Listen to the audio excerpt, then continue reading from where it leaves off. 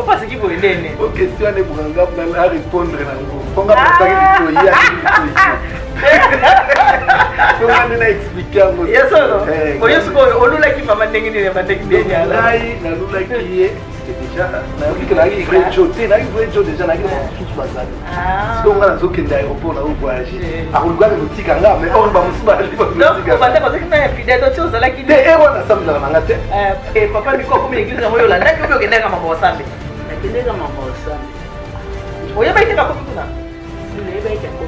Ndaki ntere ya limalo libala mama ngai. Ona la chime libala za yaki na ba yo akacha. Papa, ça va? Ça va. Bonjour papa. Bonne année. Ça va bien et toi? Qui m'est ça? Oui. Allô, bonjour. Je suis maman Eliane Nito. Papa, la journée est bien dit, moi je vais la tête balai ça. Tant que ça me voit encore. Non, bon boulot. Oh là là, moi je vais la tête balai.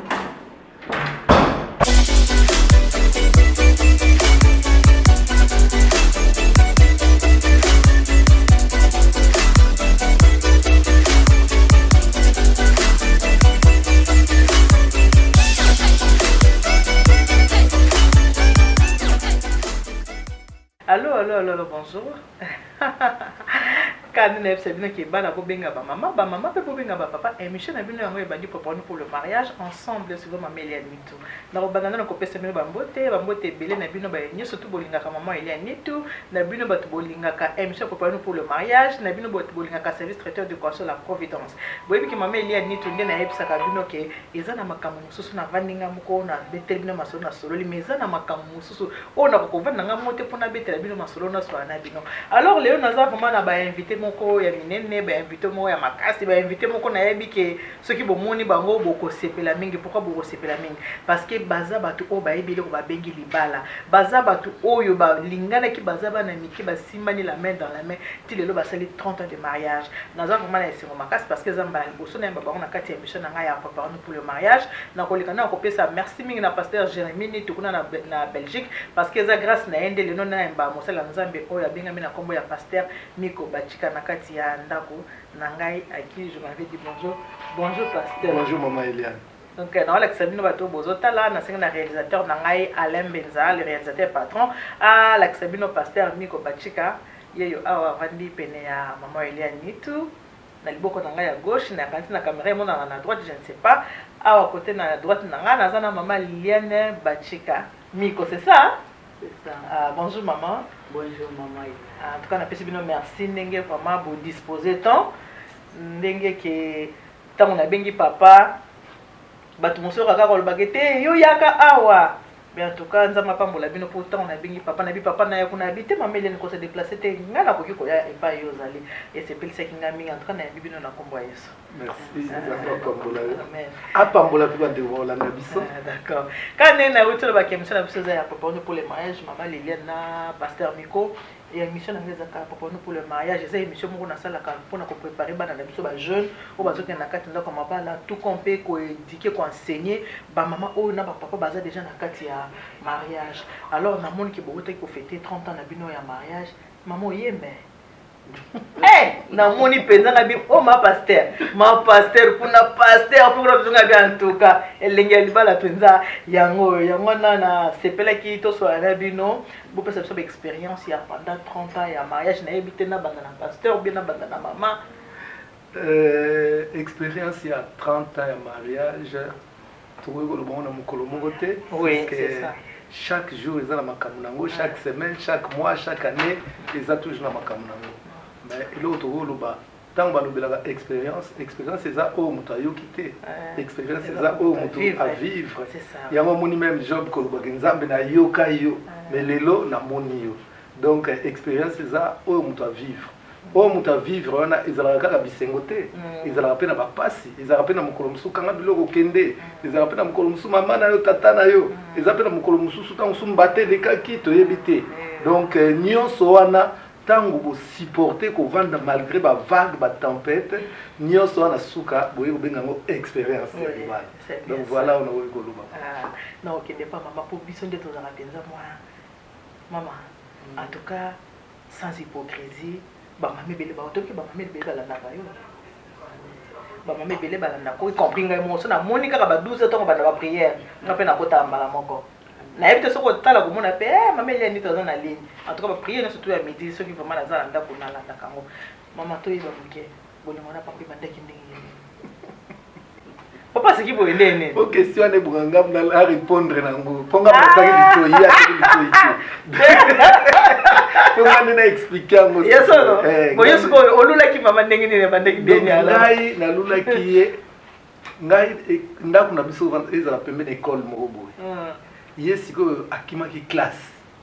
aye kotala cousine na ye na école mususu oyo eza nsima ndako na biso na uniforme na ye ya bleu blanc donc ngai pe siko ntango na bimi kaka na ndako boye pa namoni na point kuna groupe abasi moko bavandi wana bafille bajeune fille batelemi wana mpo ngai sincèrement nga na wangana na nga te oyebi to oloba likambo expérience motu nyonso aza na passé na ye mais lelo biso comme tokoma bapaster tozalaka kaka bien tozalaka basantu nga nazalaka na nga mpenza oyo kaka jo longo donc mobali moko mobulu makasi ezalaka vi na ngai ezomona mama seki mais ayebi na ye oseki ayebi donc yo pe oyebi ke na yamba pe couple mo pesa vraiment couple penza ya bato penza bavandi loko ya bino pe bapesa pe expérience na bango papa ali masiala ye azaka évangéliste na mama si pe masiala mama si pe masiala azaka chantre que yo basalelaka nzambe bango donc mwasi ayembaka mobali ateyaka bango mpe babeta siko papa si babaki ye alulaki makolo ya masi te yo sikoyo ezalaki ndeni donc ngai ntango nabimi kaka boye nga mpe nakimai na nga classe naotanga na liste me journal na okende te ntango nabimi kaka namoni na coin groupe moko soki ya 6 soki 7 jeune fille motema ebeti natali nabengi petit moko te ebetaki na moko nabengi petit moko ya quartier azalaki wana obi kende kobengela ngai oyo wana petit wana akei ti akomi place bango bafandaki abi ser bazobenga yo bango nyonso sikoyo groupe mobimba misu etali nani azobenga et pourtant petit wana désigné bien mutu oyo bazobenga mais bango nyonso nakomona ekomi oyo ngai donc ça veut dire que mutu nyonso azotalisa mpe chance na ye mpo nazalaki mpe penza vrai jo donc sikoyo nga nazoinsiste ka ye te tina suka ngai nga bia yo yaka nana te yako tuna na suka bia yo yaka ndenge ayaki ndenge makambo ebandaki ya omoni ke wana ya kobetango ti foka ngai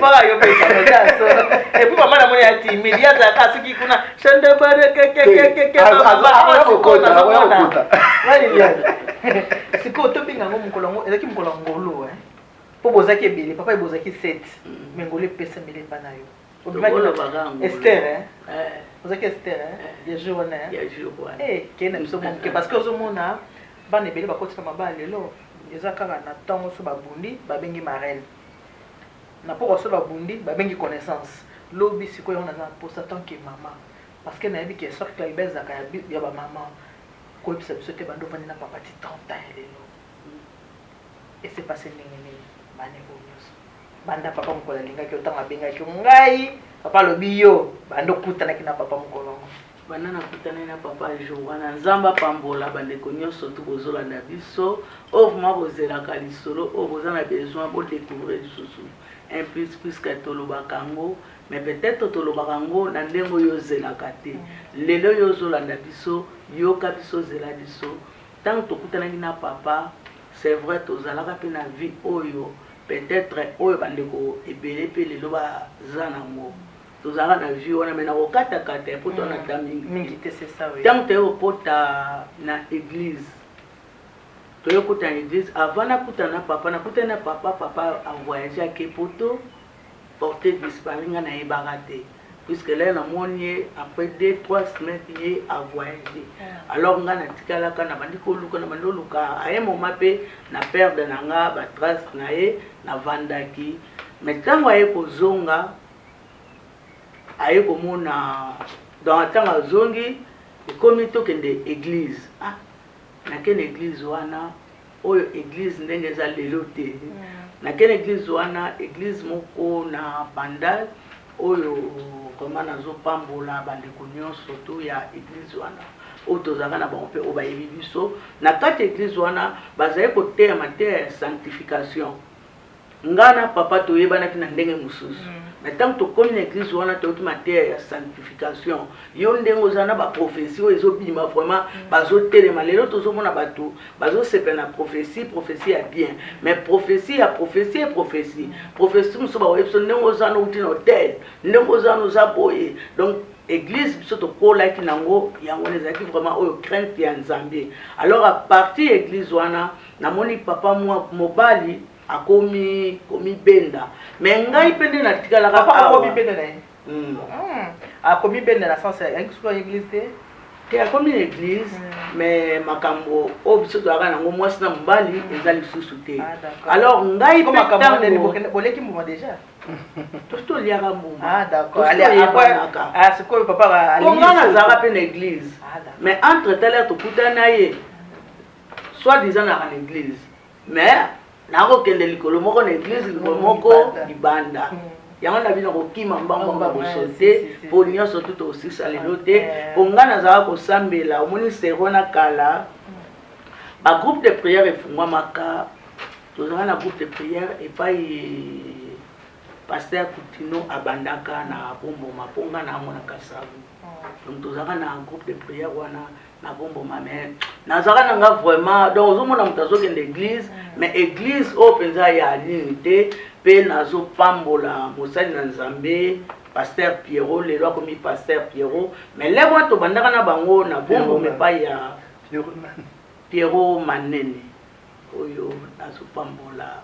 Nzamba pambola epai ozali donc tobandaka biso surtout ensemble mais tant tozosambela nga lokuta mabe nazalaka mauta kosambela na crainte ya Nzambe te mais siko naye kolanda papa kuna na Bandal epai ya évêque Mukuna epai wana nde bazali kosambela vraiment na nzela ya crainte et tremblement donc via sanctification epai papa oza mona aseka oui tout à fait maman ya onde bozaka na passer Jérémie ni tuouta na comprendre source ya mutu etalaka source ata eza ndenge nini ezaka source bachangeaka mpe histoire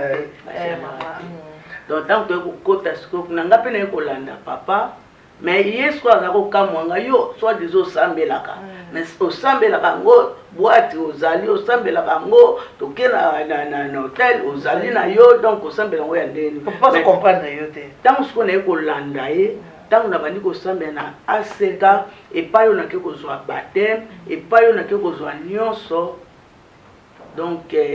yango esalaka vraiment ke nayeba Nzambe wana navandaka na sa makolo donc sikoyo likambo mwasi na mobali ke makango ezalaka lisusu te tokomo vivre na vie ya sanctification. Ok, boye kobalana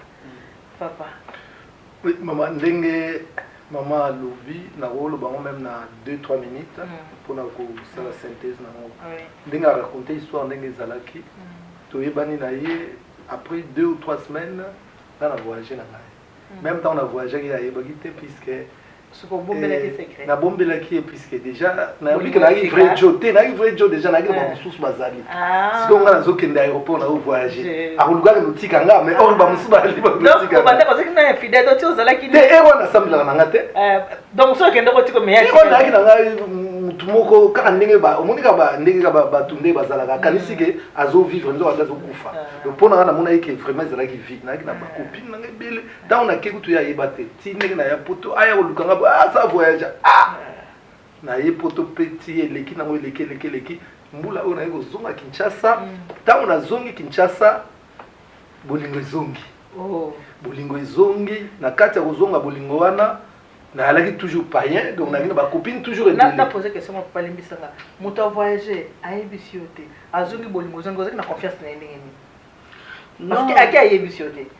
après ntango azongeli yo ndimi ka mbala moko mpona utaki voyage te mwa lolendo mpe bomwasi ezalaki nango kaka mais ozomona donc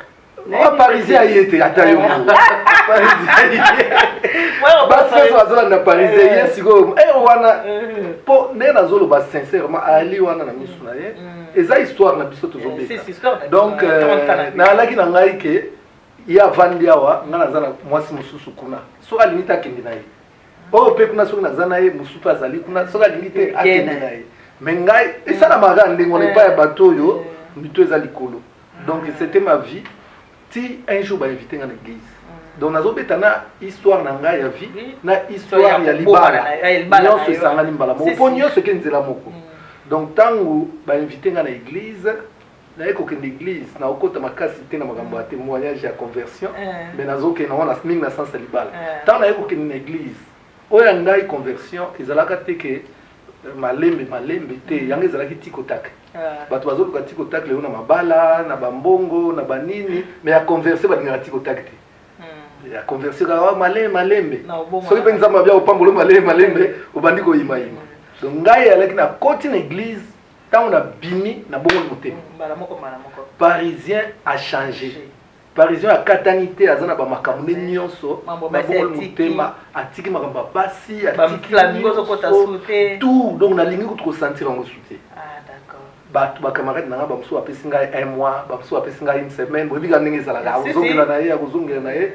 une semaine ango ti lelo oyo naza kaka alors bakopine nyonso nazalaki na bango sikoyo batikali ndenge wana ekomi mobulu mpo ngai makambo wana nga natiki na ngango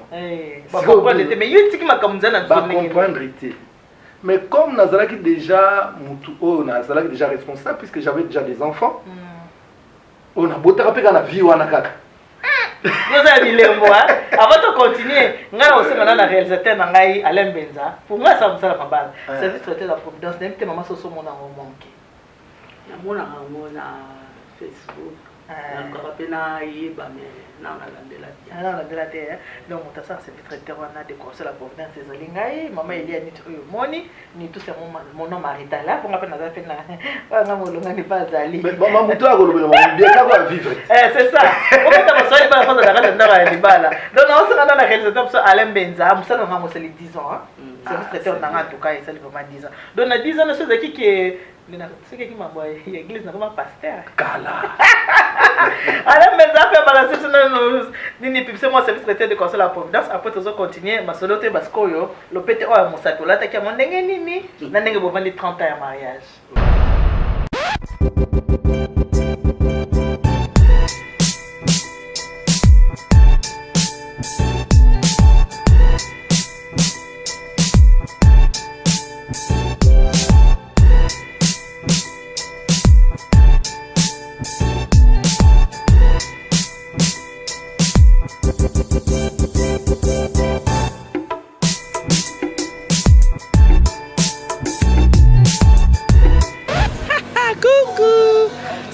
Il y a une étude du service traité de conseil à la Providence. Je suis là avec toute mon équipe, comme j'ai toujours l'habitude de vous dire. Faites-moi confiance, vous ne serez pas déçus. Même si je ne peux pas vous satisfaire à 100%, mais à 98%, vous allez l'être. Je vais encore vous rappeler pourquoi je vous dis de me faire confiance. Je suis la gagnante du 4e mariage pour lune de miel en 2015. J'ai fait le concours qui passe sur TF1. J'ai remporté avec les mariés, c'était Blaise et Nathalie.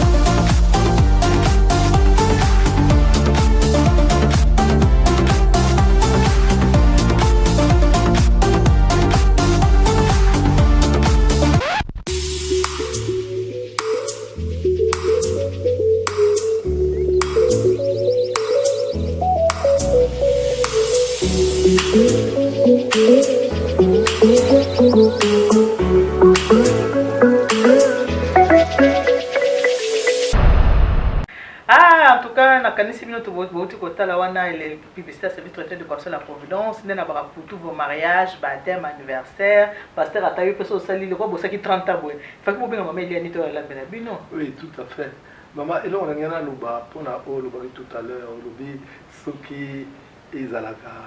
na ki pasteur de ça. Ngana pasteur. Te mais ngana zoloba déjà na émission o salaka wana. Émission là déjà maté au théâtre. Tant soit pasteur n'importe quoi. Au début nombre de couples cité. Au début nombre de bana au sungité ba côté na libala. Puisque ça il logo ils ont ça à niveau mondial. Donc un jour au yoga ba témoignage. En tout cas, ceux qui n'ont pas le témoignage déjà, ils ont mis ba somelinga ba pièce mafuta, ils ont ba somelinga ba parfum, ils ont ba musubi ba kabelinga pe moi et loko ba le bien en tout cas. Mama nito nazwa kimia na mwasi nanga nda ka parti ya mateya na yo eza na mususu bana ne alobi mwasi na yeso atalinga ta za leste bana bakoma otuna mama on te met lien ni tout pourquoi tu es triste on met lien ni tout bana apoto maman on te met lien ni tout pourquoi tu es triste maman on met lien ni tout lo mama ba mba biye so uti musala asukoli avandi kaka na télé na fibachile kama mele na bien en tout cas ya pota ka emi so musala munene donc au sungi batu babongisi mama libala yo moko pe oke olambeli bango ouais non pas que lambeli bango moyen te en tout cas siko papa tumutuna to solo mukendenge batu bazotala biso omoni eloko na sepeli mi parce que oza ouvert eza na batu mususu passé mingi ya biso batu ezalaka mabe mutu nyonso to okoloba passé na ete po passé mingi ezalaka nango bololo passé ya kitoko ezalaka penza mingi te mais oza vraiment ouvert naza sûr que batu ebele baotala biso baopambolama na nzela ya maloba na yo siko tomuto yeba pete o mama alati oyo ti ozwa décision olatisa ngo mama boye papa alomoni alliance na mosapi ti ozwa décision eya mpe ezali décision wana ezalaki bizaleli ya mama Liliane ezalaki mpo abandaki kosambela eloko nini epusaki mpenza obala mama ti lelo bomanda 30 ans avant tokota toyebake banda mbula liboso tia lelo makambo kovivre mais makanisi wana nano ya kozwa siko mpo bana mama merci ezotalisa vraiment oza na expérience mpe na émission na yo puisque ondire ozokota na kati ya bapense na ngai oyo ngai na ngai naloba yo ozotuna yango déjà donc c'est très bien puisque nyonso nalobaki na vie na ngai ya conversion na ngai na makambo mabala eyaki nzela moko donc ntango nake na église nabongoli motema kobongola motema ndenge na yebisi binoke oyo amena conversion elaki tikotaka natiki vi nyonso mokolo moko ezalaka soki cigarette ekweyaki mokolo wana ezalaka soki masanga ekweyaki mokolo wana ezalaka soki babwate ekweyaki makambo ya basi ekweyaki donc nyonso ya mabe et la preuve en est na période wana soki oyo ya kerli euti kobima moi j'avais naïk na suki wana kaleka Paris azokita kini donc na mi préparaki déjà na ba kerli na ngai odi kando chaki te wana na mono simba te wana chaki te tango na komi tango na bongoli motema mutu atinda nga te mutu pe aloba na nga te ke tika boye donc nzambe asezisanga d'une manière nga bona comprendre te donc biloko nyonso ndenge Paul azoloba oyo ezalaki gain ekomi perte nakomi koregrete nakende nga moko epa coiffeur nalobi na ye katanga suki oyo coiffeur abondeli nga vie basuki yango bato bazoluka nga bilongola yango puisque na banda ekomimona gêné na kati église nga bakerli banini vie wana ningaki kosentir yango te c'était ma conversion donc basi nalingaki te kosentir te soki naza na kati ya ndako to na chambre nayoki to moko ya bakopi na ye na motema na nazoba nzambe tala baye koluka nga bamanga na lifelo lisusu nzambe esunga ngai nakomaki kobonda na sens wana alors ndenge makambo basi esilaki natunaki pasteur na ngai évêque mukuna natunaki nga papa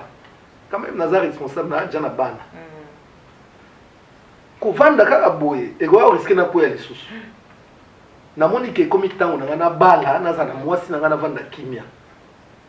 mais mwasi nini ngai na kobala puisque baza tellement ebele nazoyeba mwasi nini ngai na kobala te abi na ngai papa vanda tobondela nzambe nzambe akotalisa mwasi kobala alobi na nga okomona yo moko ndenge makambo ezala bamosusu bakokima bamosusu bango moko bakoboya yo bamosusu okomona bango su te yo moko omona kaka alors nazokonde koya église kokende église moke te mama Liliane oyo Yépe alandi na l'église. Alandi na l'église. Ah, papa bolimbi, c'est ce qu'on l'a dit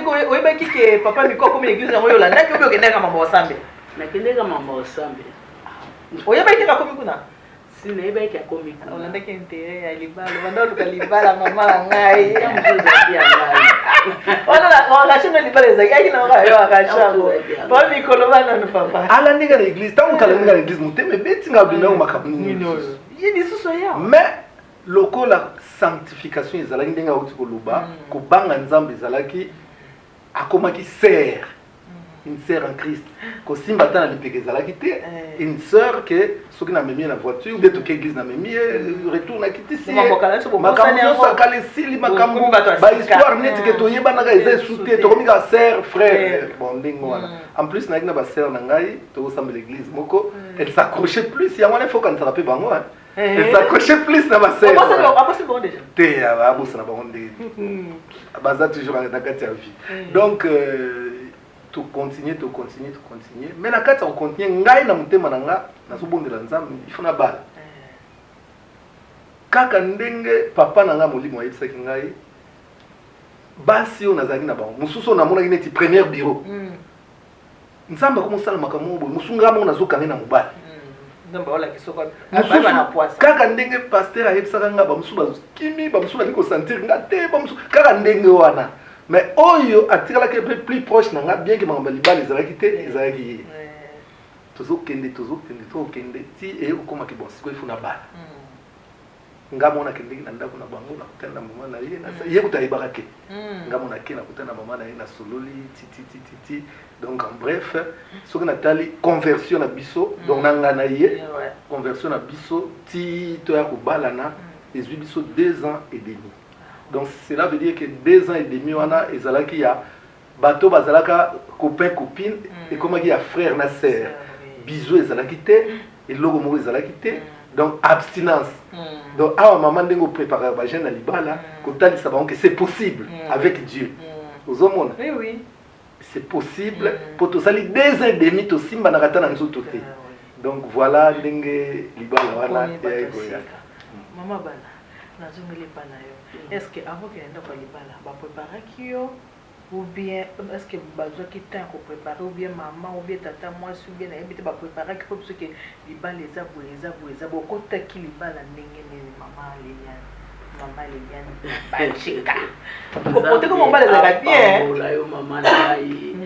vraiment omoni na ba famille mususu ya solo ba préparaka ba jeune fille yango nazosa nalobaka na bamama mingi soko boti bana na yo luka kosola na bana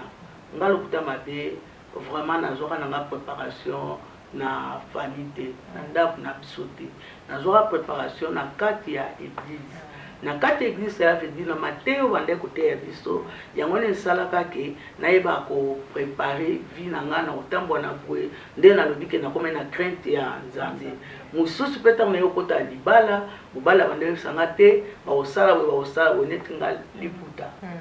nalataka ngo na ndako na biso te naye kolata liputa na kati ya ndako ya libala mpona papa alingaki voilà kuto liputa na olobake na obakisa biso naye kolata ngo na poto ya na mwana moko mwana wana asombelanga liputa apinanga mamali nayeli yo kado nafungola kado wana natala nini super na kado nayebisi paster nga ndeni mwana oyo donc mwana oyo aremarkaki nga nalataka maputa te donc elekelanga ntina yo naka na liputa wana mais makambo ebele oyo nabandi kosala ngo na kati ya ndako ya libala na bamama mosusu ya église mpe oyo bakadraka biso na mateya ya église oyo esalaka lelo nazala oyo nazali kolangisa momoni bamama makambo mosusu nde tolobaka basujet mingi ezalaka tabu epai ya baboti bazalaka kokoka koexplike biso clair te yango na yo oza na mwana yo meka kosolola na mwana yo clair mpo mwana koyeba te mwana ata mosu akosangana na ndeko ne akoyeba te mwana ata mosu akosala makambo moko oyo eza yango te akoyeba te mais soki euti na kati ya ndako omoni ekoyede mwana mpo akoka mpe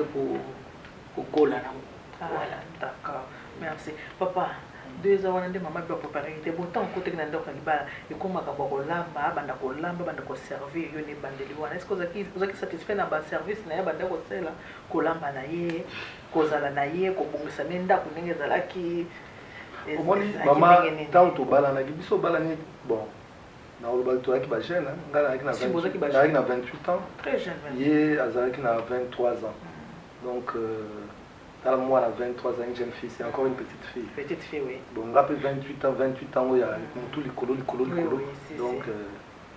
nzamba c'est la grâce ndenge tu vas ndenga lobi wana il y a certaines choses où il y a ébalité il fallait qu'on accepte que il faut ça la boyer il y avait des erreurs de part et d'autre puis c'est même ngapi na ki mutu ba erreur ezalaki de part et d'autre mais seulement et loko esali lelo même que tout totalisé 30 ans wana ils a d'abord veut tout ça qui pas nzambe tout dirait que fidélité Bible dit que c'est un piège pour l'homme de prendre à la légère un engagement sacré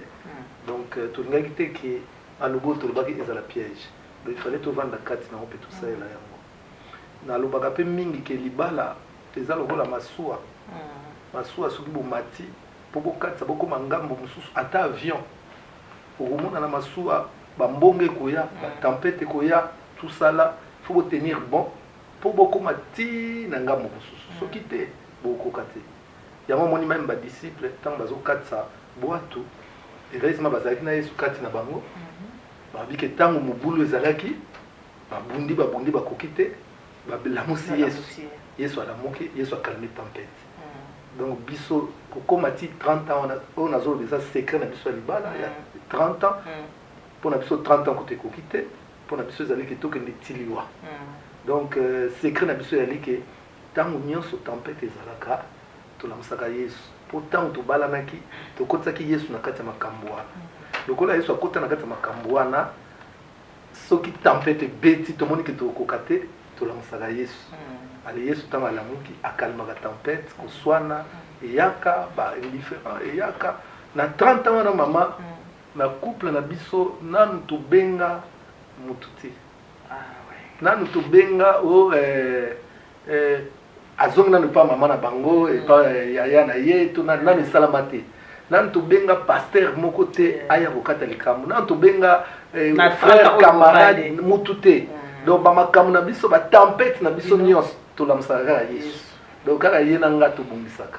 donc na famille na nga nanu bayoka te ke okuna baza na problème il faut que nokata ezalaka te na famille na ye nanu bayoka te mais tozwaka mpe baproblème eyalaka mpe ntango mosusu ya grave mais yesu azalaka na kati ya libala wana yawa tolamusaka kaka ye moko voilà secret ya biso ya mwana mama sikoyo nazotala caméra olobi likambo moko ondire oyebaki makanisi na nga nazotala caméra sikoyo nazosola na bajeune oyo baza na kati ya ndako ya libala na kolinga mingi mama aloba mwa moke mpona biso bama tozaka mwa moto mama babali yo okoti ndako ya libala oza na 23 ans bosali 30 ans de mariage mais eloko nini ebandaki kosalaki koswana ebanda kozala nayebi te bitumba mpe so ezalaki te nayebi te nayebi ke bambonge na kati ya libala ezalaka kaka motema wana ya monene ya koyebisa ni famille na yo makambo ozoleka na kati ya ndako na yo ni koyebisa famille ya papa eloko nini vraiment ebanda kosungo mpo ke obimisa makambo ndako na yo libanda te parce que aujourd'hui c'est tous les contraires eza na couple moko nayebi soki bazwi likambo na 10h05 babengi marraine kuta résoudre na baproblème yango bien tata pesi conseil mais moi ça koyoka na ye te ntango tokoma 11h aluki paster moko abengi ntango tokoma 15h aluki tantine moko ayebi do makambo nde nyonso ya ndako aetalaka yango kaka libanda mais baza même pas na 5 ans de mariage est-ce que 30 ans ane kokopesa ye secret na yo te oyo esali ke babali yo na 23 ans mais makambo ndako na yo bombi yango tile bosali 30 ans de mariage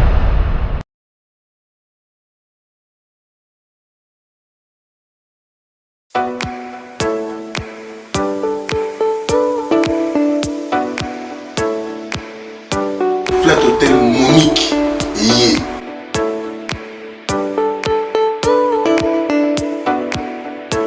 Flat Hotel Monique balobi na bino ke kuna ndeko na ngai donc on n'a rien envié na poto boyebi ale mbenza yende kolo masolo ndi asali idéologie ya sika mpona biso talaka akendaka azonga bi non fonasa moloko mpo bambana mai oyo bakendaka kini bacondition batiki awa yango baki retrouve na kini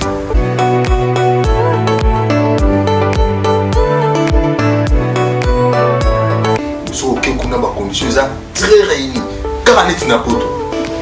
na poto na melo kaka neti na poto donc mai ya moto o molungi ya kini kuna oyoka molungi te fraîcheur 0 degré kaka yo yango tia 8 degré kaka yo yango tia 7 degré kaka yo donc kuna tout eza réuni.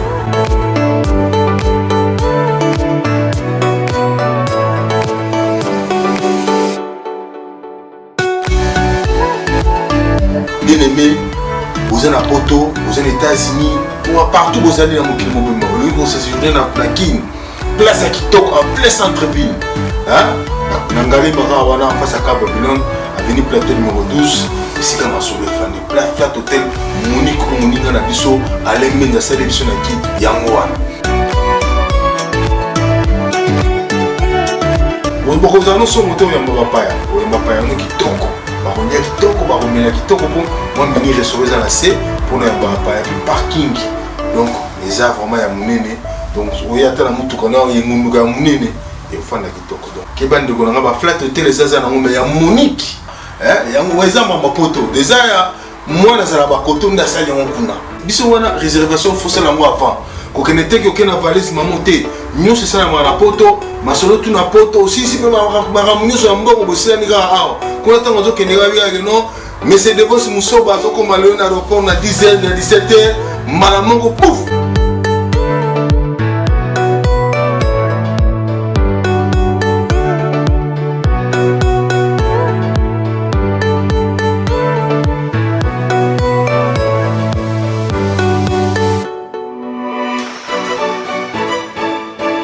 Flat Hotel Monique